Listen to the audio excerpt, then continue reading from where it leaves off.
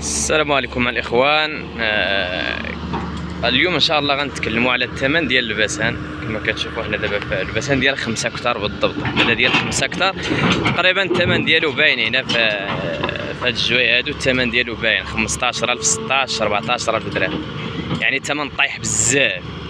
ولكن داكشي علاش بغيت نقول لكم راه كل مدينه والثمن باش كيتخدموا البسانات وباش كتخدم اي خدمه، يعني كل مدينه والثمن ديالها على حسب الرواج ديالها وعلى حسب داكشي كيلعب على حسب المدن.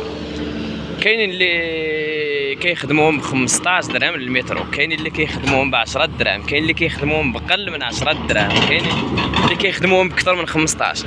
داكشي على حسب المدن وعلى حسب الاتقان العمل الاخوان. كاين حتى الاتقان كيلعب الدور الكبير. كاين واش دابا واحد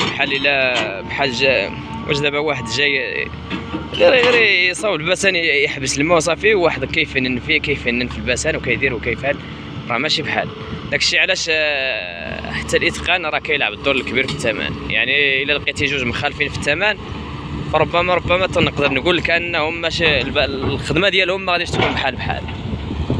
وبالنسبه للميكا الاخوان، فراه الميكا كتلعب بين 28 و 32، 28 32 تما فين كتلعب الميكا بزاف، يعني 30 درهم للمترو هي الماكسيموم ديالها.